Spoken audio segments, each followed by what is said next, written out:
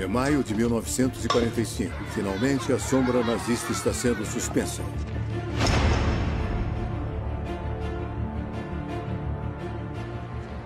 A guerra devastou o continente. Agora todos querem voltar para suas vidas.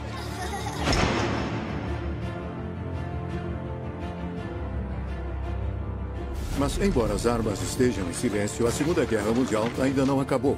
O Terceiro Reich pode ter se rendido, mas a violência não parece ter fim. Ainda por um longo tempo, a Europa continuará encharcada de sangue.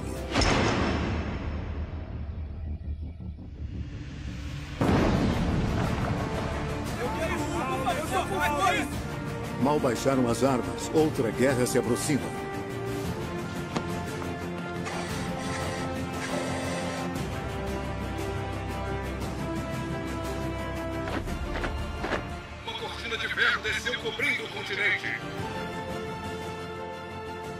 E não tardará antes que a maré ascendente do nazismo abra caminho para outra tirania igualmente temível.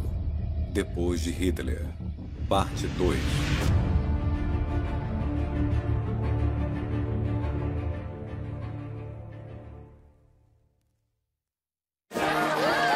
Depois de toda a alegria de 8 de maio de 1945, a Europa ainda está imersa na violência. As purgações estão custando a vida de milhares de vítimas.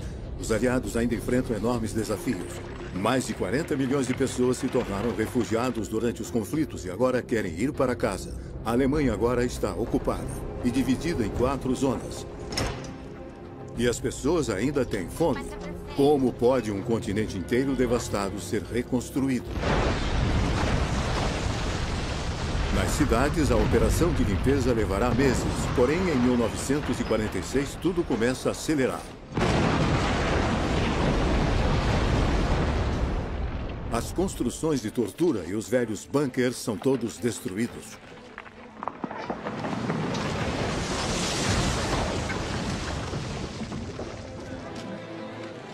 Às vezes, com uma ajudinha do zoológico.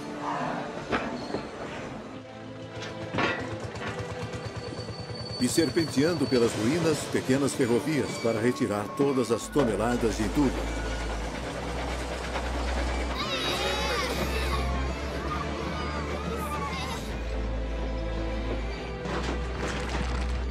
É um país das maravilhas surreal, uma terra de infância recuperada.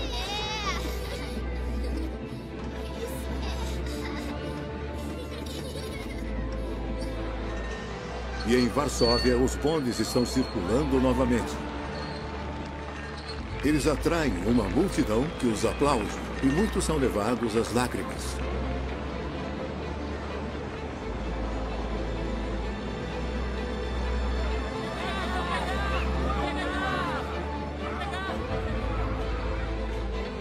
Um jornalista polonês disse de seu país: "Para onde se olha, pode-se ver que o trabalho começou.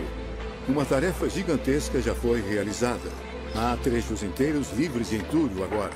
Atmosfera de barulho, poeira e trabalho, mas também de esperança. As cidades estão emergindo do caos. Stalingrado também está voltando à vida.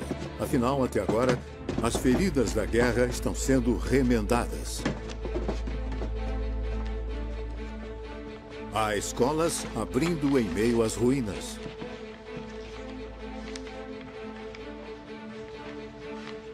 Em Berlim, as mulheres é que estão voltando para a escola.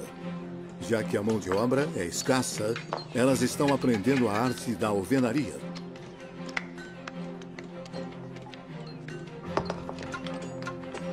Há coisas para construir, mas não há material. Então, elas reciclam, elas limpam os tijolos velhos e os usam de novo. Não há escorredores, então usam capacetes alemães. E os Panzerfausts, os lança-foguetes antitanques nazistas, dão ótimas panelas.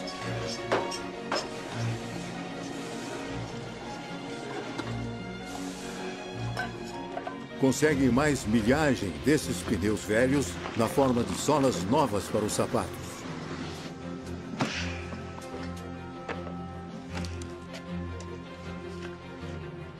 Até os jardins públicos do Estádio Olímpico estão se transformando em lotes.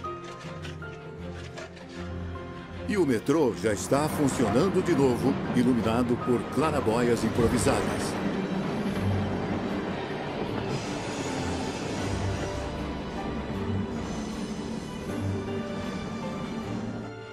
À medida que os meses passam, as pessoas se acostumam com o mundo pós-guerra. Pode passar. Berlim está aprendendo a viver com suas ruínas. Como disse uma berlinense, só de saber que sobrevivemos é o que nos dá força para começar de novo do zero.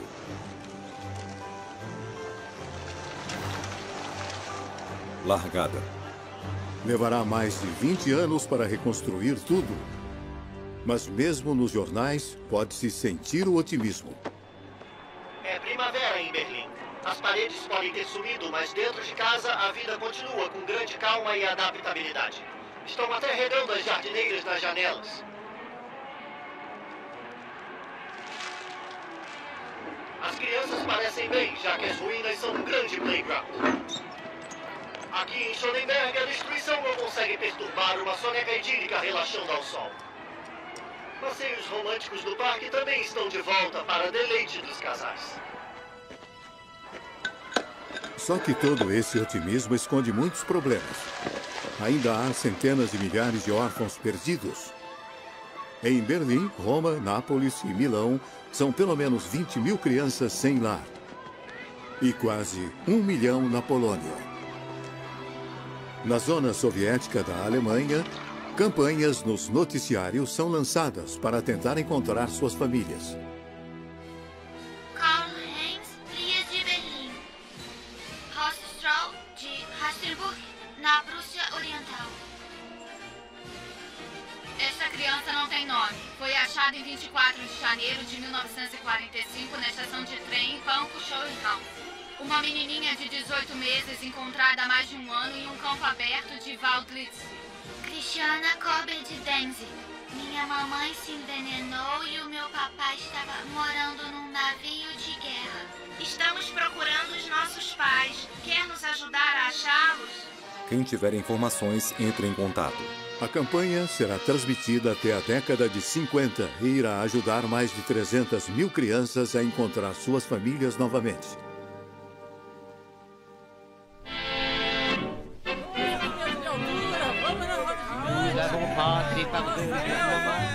Nous avons encore des embêtements. Et dans le pays, bien des gens vous diront, ça ne tourne pas rond. Com o continente saindo lentamente das sombras, as pessoas estão ávidas para construir um novo mundo para aproveitar a vida ao máximo. Uma jovem francesa escreve: tudo que representava uma novidade no pós-guerra causava um reboliço. Bananas, bilhetes de loteria, fogos de artifício, as pessoas corriam para a feira, para o circo. Tudo era desculpa para sair e se encontrar. Remarchera à brève échéance, il y aura du bonheur et le printemps reviendra.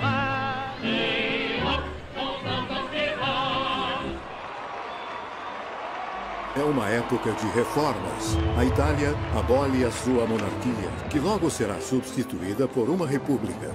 A França introduz um novo regime, a Quarta República. Na França e na Bélgica, as mulheres finalmente podem votar. E tanto na França quanto na Grã-Bretanha, os bancos, o transporte público e os fornecedores de energia são todos nacionalizados. O objetivo é transformar a economia, ter certeza de que está funcionando para o interesse de todos, da nação e da prosperidade geral. Na França, o sistema de previdência social é colocado nos trilhos. Já na Grã-Bretanha, é fundado o Serviço de Saúde Nacional, com serviço de saúde para todos. Isso incluirá um raio-x se acharem necessário.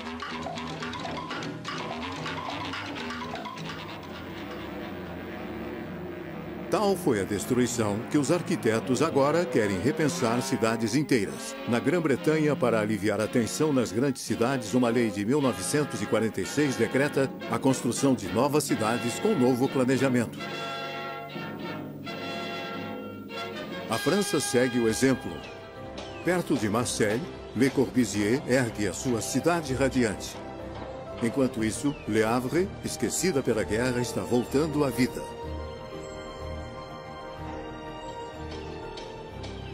As coisas não vão voltar ao normal ainda por um tempo, mas a reconstrução começou.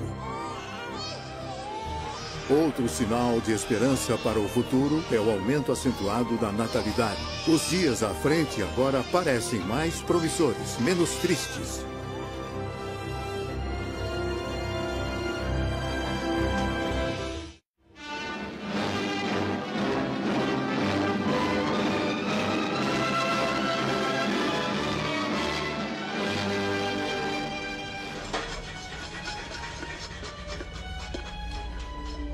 Também no Oriente, as pessoas sonham com uma vida nova. Mas lá, é Moscou que vai ditar as regras. Os estados do leste europeu foram libertados pelo Exército Vermelho. Então, na opinião de Stalin, estão sob seu controle.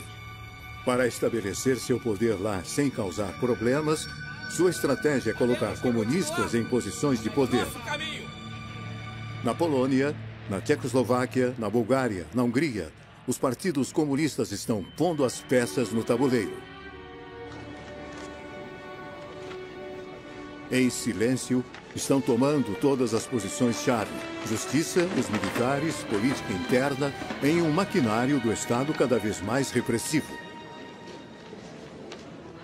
Em público, pelo menos, o único que parece alarmado com tudo isso é o ex-primeiro-ministro britânico Winston Churchill.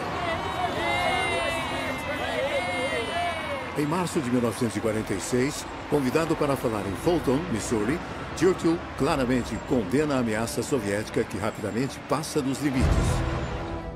De Stettin, no Báltico, até Trieste, no Mar Adriático, uma cortina de ferro desceu cobrindo o continente. Só que ninguém está ouvindo. Os governos da Europa Oriental estão cegos para o perigo vermelho. Ainda são assombrados pela barbárie dos nazistas. Aos seus olhos, a Alemanha ainda é o verdadeiro inimigo. Na Hungria, Iugoslávia, Tchecoslováquia, Romênia e Polônia, os anos pós-guerra são o momento de um vasto acerto de contas antigas. E os alvos de tudo isso são as populações de alemães imigrantes. Podem ter acabado de chegar lá ou ter estado lá por décadas, mas de agora em diante são persona non grata.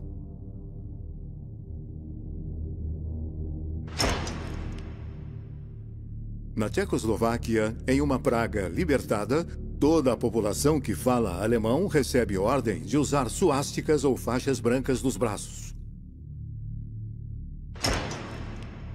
Estão proibidos de ir ao teatro, comer em restaurantes ou mesmo caminhar no parque. Estão sob toque de recolher também. E as autoridades tchecas vão ainda mais longe. Desprovidos de sua nacionalidade, muitos alemães agora são deportados. Há tantos refugiados que famílias inteiras são reunidas em acampamentos.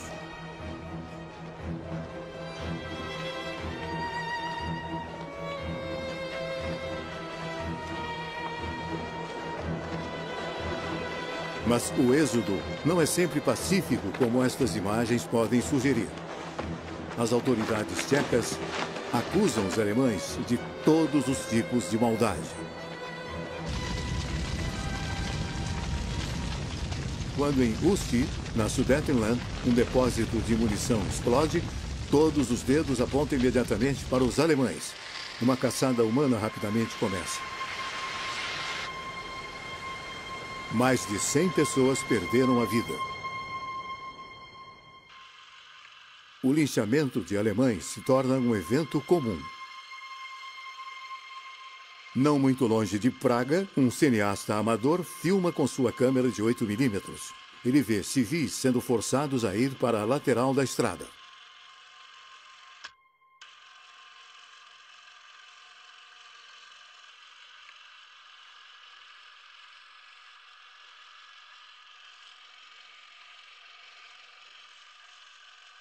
Milhares de alemães são executados assim.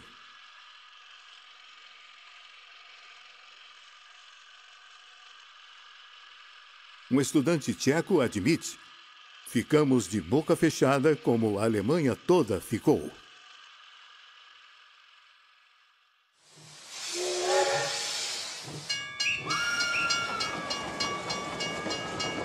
Mais de 2 milhões de tchecos de origem alemã foram expulsos para o deleite da imprensa. Adeus e já vão tarde. Depois de 1000 anos, nossa terra expulsou os alemães pela primeira e última vez. Pela última vez, porque os alemães nunca mais voltarão.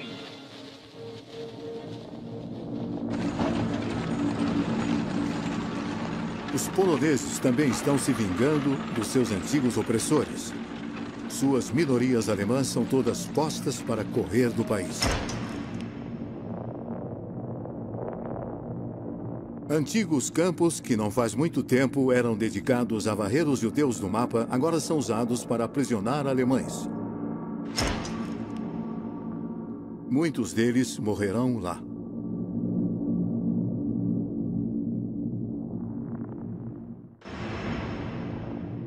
Essa expulsão dos alemães também é obra dos soviéticos.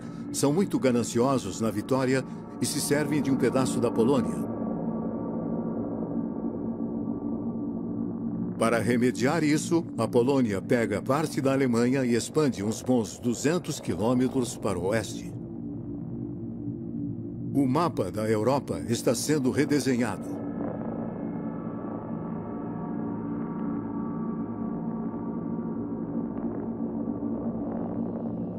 De 1945 a 1947, as populações que falam alemão são expulsas da Europa Oriental.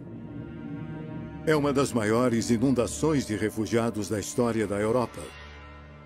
Pelo menos 12 milhões deles todos convergem para a Alemanha. Por uma revirada cruel do destino, os alemães banidos marcham pela mesma rota usada pelos judeus vítimas dos nazistas que continuavam fugindo de ataques violentos.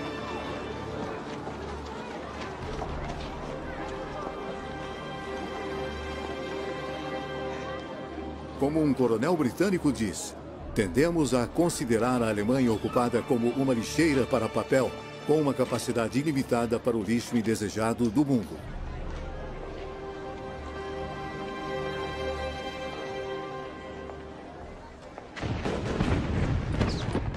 Mas as minorias alemãs não são as únicas vítimas da violência, que ainda marca o continente. A purificação étnica, o acerto de contas antigas, estão por toda parte. Como se a guerra tivesse feito desaparecer todos os códigos morais. Na Polônia, as milícias do nacionalismo estão dizimando as minorias ucranianas. Militantes ucranianos respondem, massacrando ou expulsando suas minorias polonesas. Na Iugoslávia, o Marechal Tito assassina os ustates croatas que colaboraram com Hitler em um reinado de terror.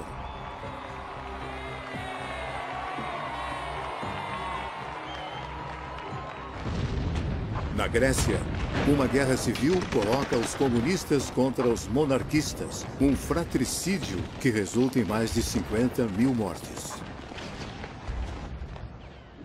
A Europa pós-guerra como um todo parece incapaz de dar um único passo em união para um futuro melhor, e a Europa Oriental ainda está banhada em sangue.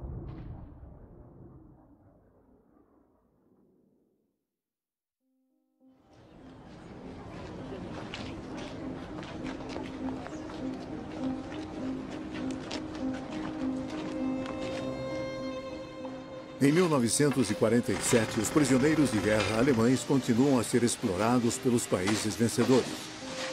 E embora no Ocidente alguns finalmente serão aceitos pelos moradores, No Oriente, eles ainda estão sendo detidos em condições pavorosas. Os russos, ao que parece, nunca esquecem.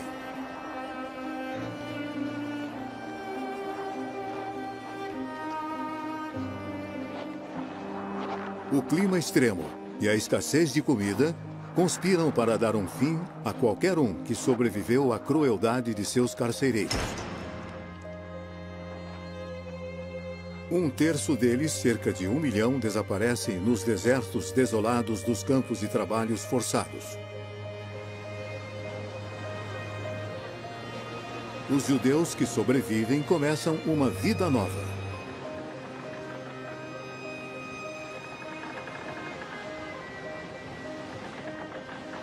Muitos deles se juntam para a viagem para a Palestina, atualmente sob controle britânico.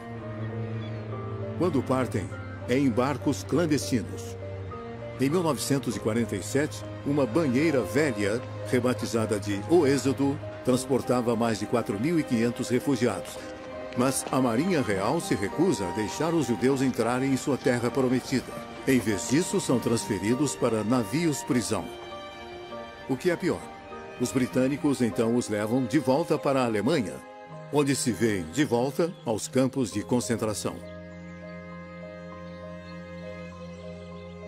Há um protesto mundial. Uma vez que o escândalo perde força, a Assembleia Geral da ONU faz uma votação pela separação e para a criação de 2 estados, um judeu e outro árabe.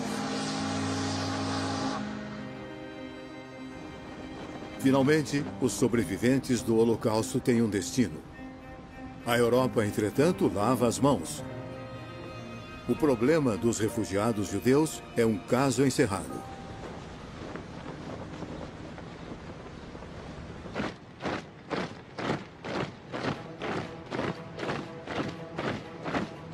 Para os Estados Unidos, junto com seus aliados franceses e britânicos, a Alemanha tem representado o maior perigo. Mas com a estalinização desenfreada da Europa Oriental, as coisas mudaram. Em março de 1947, um ano após o discurso da Cortina de Ferro de Churchill, Harry Truman faz um discurso para o Congresso que mudará a face da Europa pós-guerra. A expansão militar soviética tem que ser contida, ajudando aqueles que resistem ao seu aperto. Acredito que tem que ser a política dos Estados Unidos. Apoiar os povos livres que resistem à tentativa de subjugação pelas minorias armadas ou pelas pressões externas. A própria existência do Estado grego é hoje ameaçada pelas atividades terroristas de milhares de homens armados, liderados pelos comunistas. Temos que agir imediatamente e com bastante rapidez. Para evitar que a guerra civil na Grécia divida o país nas mãos dos comunistas, Washington concede ajuda militar a Atenas, junto com uma injeção de vários milhões de dólares. Mas Truman tem outra questão. O perigo principal, ele avisa, não está na ameaça militar soviética, uma vez que os russos não têm a bomba. Não, ela vem da pobreza.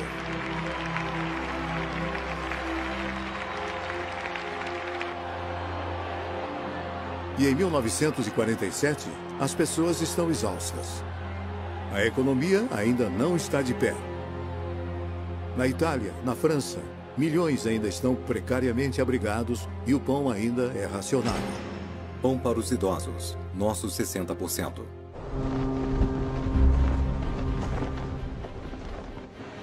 Para animar a Europa e conter o comunismo, Washington cria um enorme projeto.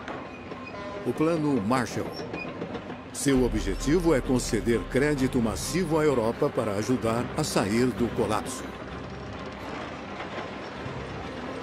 Matérias-primas e maquinário são despachados para o resgate do velho continente. Países Baixos, para a recuperação da Europa, fornecido pelos Estados Unidos.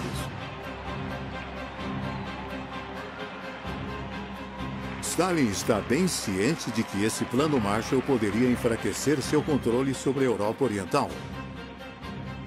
Ele proíbe que os países nas suas garras aceitem a oferta de Washington.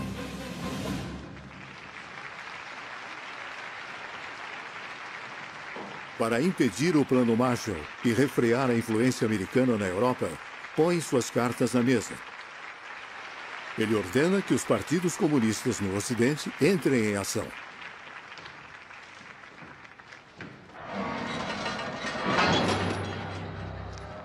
As massas estão esgotadas e não precisam de muito convencimento para baixar as ferramentas. E com as palavras de Stalin em seus ouvidos, eles agora aceleram o passo.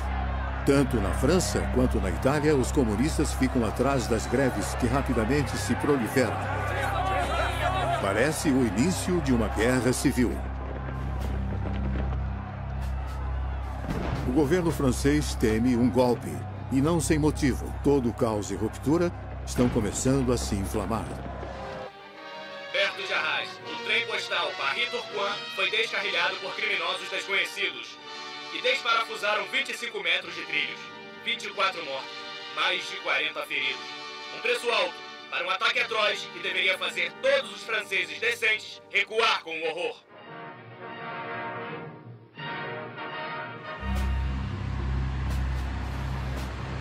Em sua tentativa de conter a situação, o ministro do Interior socialista, Jules Mock, resolve endurecer. Ele convoca 80 mil reservistas e dá permissão para atirar. Numa questão de semanas, a ordem é restaurada à custa de algumas vidas. Mas os comunistas não conseguiram frustrar o Plano Marshall. Todos esses milhões do Tio Sam reiniciaram as economias do velho continente. Ajuda Estados Unidos, França.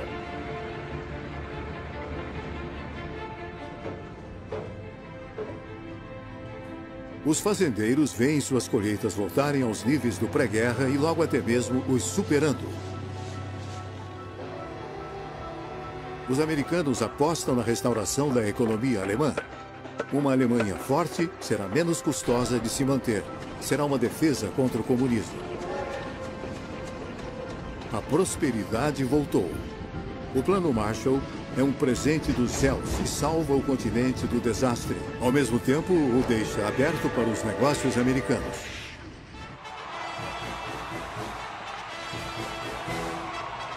Stalin tem seus próprios planos para deter o capitalismo em seu curso. O nome do jogo é Fusão e Aquisição, feito em Moscou. O soberano do Kremlin encorajou os comunistas a entrar no governo, mas agora ele quer que eles erradiquem os outros partidos com os quais estavam associados. É o nascimento do Estado de Partido Único. Na Romênia, os conservadores são expulsos, a administração é purificada, 1000 magistrados são removidos e as eleições são fraudadas. Os comunistas agora estão no poder. O jovem rei Miguel é forçado a abdicar. Na Hungria, o primeiro-ministro Ferenc Nagy enfrenta os comunistas. Em junho de 1947, seu filho é sequestrado. Ele renuncia, paga o resgate e se aposenta nos Estados Unidos. 3 meses depois, na Bulgária, o duro líder do Partido Comunista Stalinista, Georgy Dimitrov, chega ao poder. Seu rival, Nikolai Petkov, é imediatamente preso e condenado à morte. Ele é enforcado em setembro de 1947. Enquanto isso, na Polônia, Stanislaw Nicolaichi, líder do Partido do Povo polonês, se pronuncia contra o Partido Comunista. Em outubro, ele teme por sua vida. E ele e a esposa buscam refúgio na Inglaterra. Eu não queria ser apenas um cordeiro que seria morto. Principalmente porque o meu partido não poderia trabalhar mais. Demorou alguns meses para Stalin fazer o que queria. Agora, ele tem quase toda a Europa Oriental sob sua bandeira. A profecia de Churchill se cumpriu. A cortina de ferro desceu, cobrindo a Europa Oriental.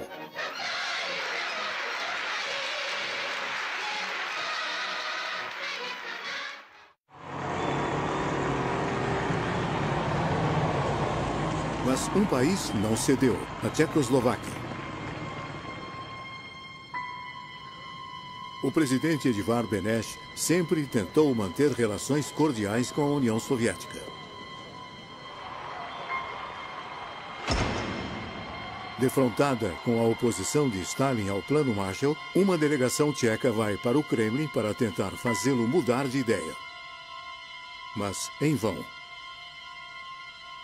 Na volta, o ministro do Estrangeiro, Ian Masaryk, diz: "Eu saí para Moscou como ministro de um Estado soberano. Estou voltando como um boneco do Stalin."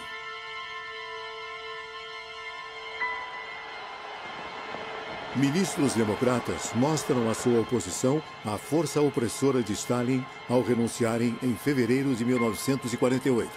Os comunistas não demoram a reagir. Eles agitam a população e dão armas às milícias dos trabalhadores. 200.000 pessoas vão às ruas. Uma greve geral é convocada. Para evitar uma guerra civil, o presidente Benesch não tem escolha, além de aceitar a formação de um governo de maioria comunista liderado por Klement Gottwald, secretário-geral do Partido Comunista Tcheco. É um golpe de Estado. Hoje nós não somos mais órfãos. Somos membros de uma grande família eslávica. E a União Soviética é a cabeça. Uma força nunca vista neste mundo e que ninguém irá derrotar.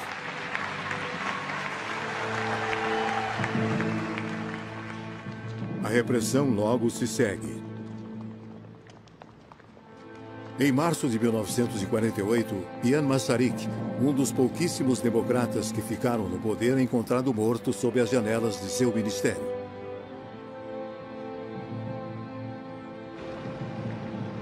Será que foi suicídio em protesto ao golpe comunista ou foi assassinato?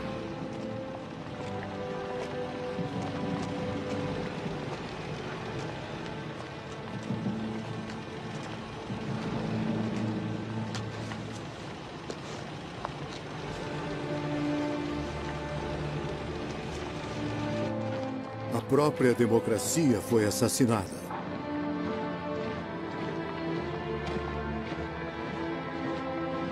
Os comunistas agora mandam em tudo. O presidente Benesch morre alguns meses depois. Gottwald é eleito presidente da República. A Tchecoslováquia também desaparece atrás da cortina de ferro.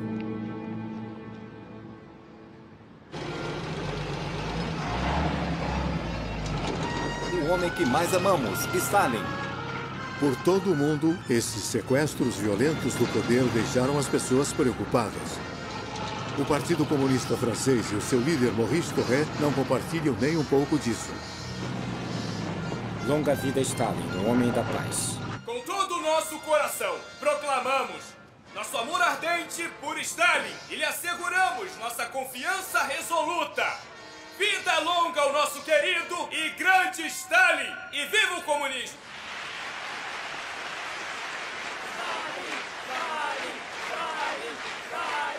O golpe de Praga, no entanto, não ficou sem consequências.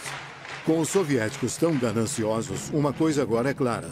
Não é mais possível co-administrar a Alemanha com a União Soviética. Combinando suas zonas de ocupação, o Ocidente considera a criação de uma Alemanha Ocidental independente, sob a proteção de Washington.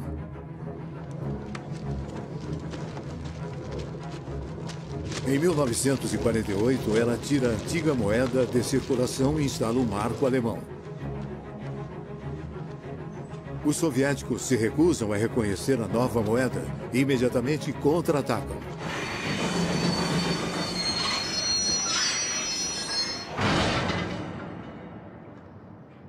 Em junho de 1948, começam a cortar todas as rotas de suprimentos para Berlim Ocidental. Nenhum trem, nenhum carro pode passar. Stalin quer a cidade inteira para ele mesmo. Sem eletricidade, todas as fábricas fecham. A cidade agora está bloqueada do resto do mundo. Mais de 2 milhões de berlinenses carecem de suprimentos, senão morrerão de fome. Só há uma maneira de fazer os suprimentos irem até Berlim Ocidental e evitar que caiam nas mãos dos soviéticos. Siga-me. Os Estados Unidos e seus aliados organizam um gigantesco transporte aéreo.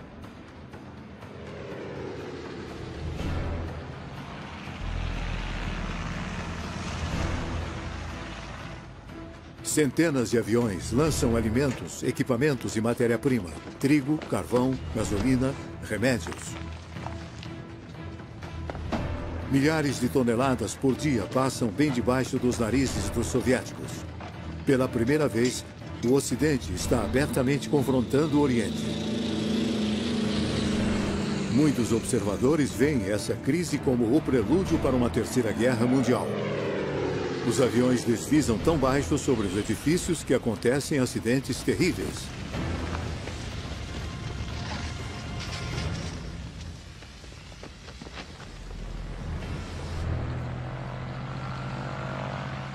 O Ocidente não vai deixar Berlim para os comunistas.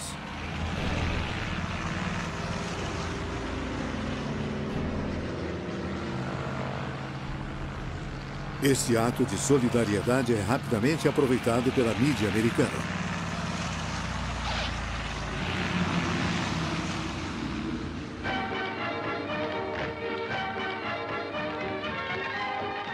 Toda Hollywood vai direto para Berlim. Bob Hope faz palhaçadas. O famoso compositor Irving Berlin vem dar seu apoio aos pilotos do mundo livre. Operation Vittles, we'll soon be on our way, with coal and wheat and hay, and everything's okay. Operation Vittles, as in the sky we go, we won't forget to blow a kiss to Uncle Joe.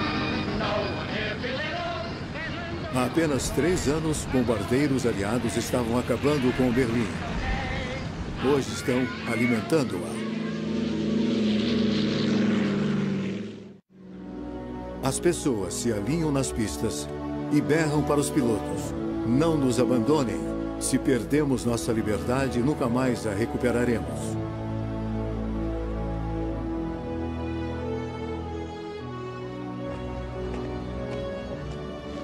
As tripulações lançam pequenos paraquedas cheios de barras de chocolate, ganhando assim o apelido de bombardeiros de doces. As crianças berlinenses ficam fora de si de felicidade. Também quero. Os pilotos americanos estão abastecendo a cidade não apenas com comida, mas também com esperança. O aeródromo Heyman teve uma semana mais cheia do que o de costume, com todos os novos esquadrões designados para o transporte aéreo. Eis alguns jovens pilotos corajosos planejando a missão de hoje. Você vai decolar com esse tempo? Claro, o povo de Berlim precisa de mim.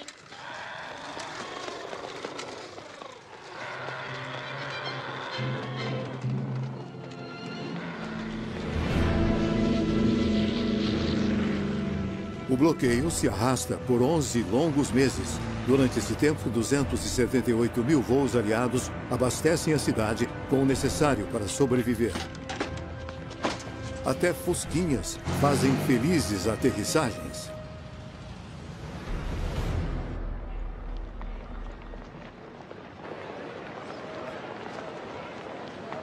Nos céus, a batalha continua, mas as coisas estão esquentando em terra também.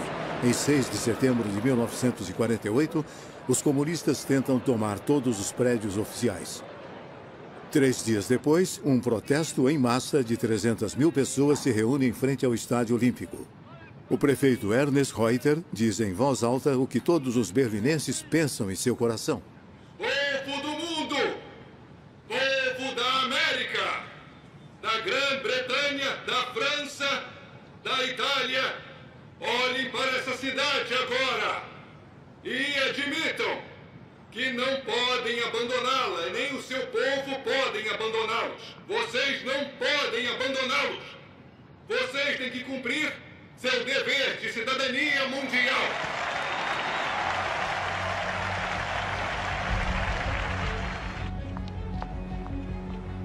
Os que protestam derrubam a bandeira vermelha que está ondulando no portão de Brandemburgo.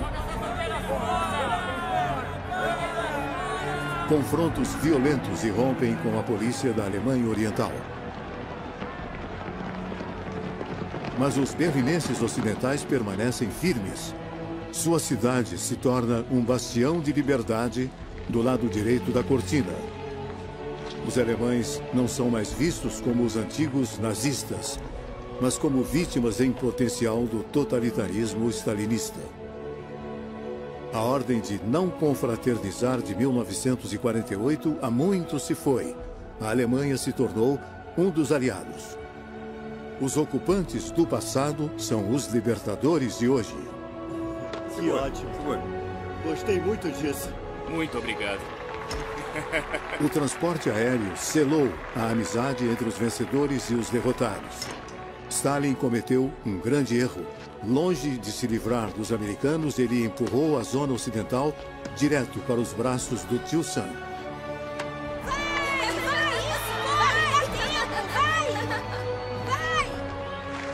O bloqueio leva o Ocidente a entrar em uma aliança defensiva. Desta vez não contra a Alemanha, mas contra a União Soviética. Em 4 de abril de 1949, 12 países se tornam Estados-membros da OTAN. Uma parte da Europa Ocidental se coloca sob a proteção dos Estados Unidos.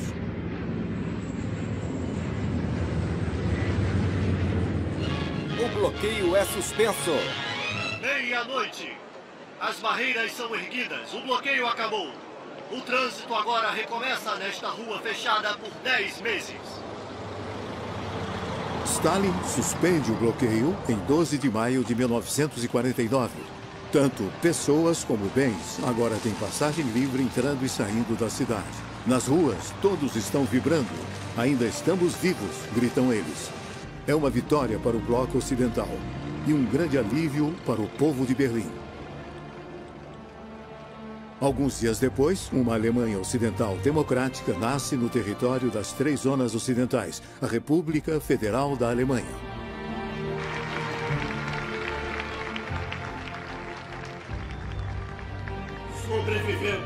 Sobrevivemos a tudo.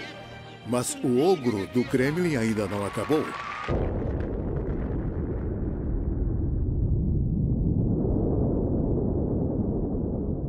Em setembro de 1949, o primeiro teste nuclear soviético acontece. A União Soviética agora tem sua própria bomba atômica.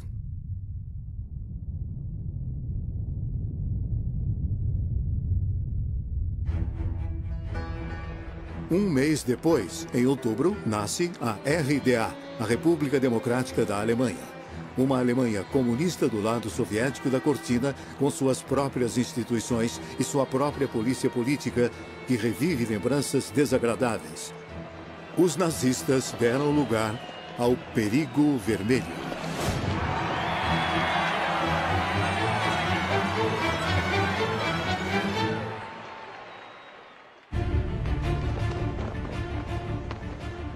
Em 1945, um continente emergiu de uma guerra cheio de esperança. 4 anos depois, uma nova era está começando, na qual a paz e prosperidade têm que conviver com o medo de um apocalipse nuclear. É 1949, o ano em que o mundo é dividido em 2. E a trégua dos anos pós-guerra terá durado pouco tempo.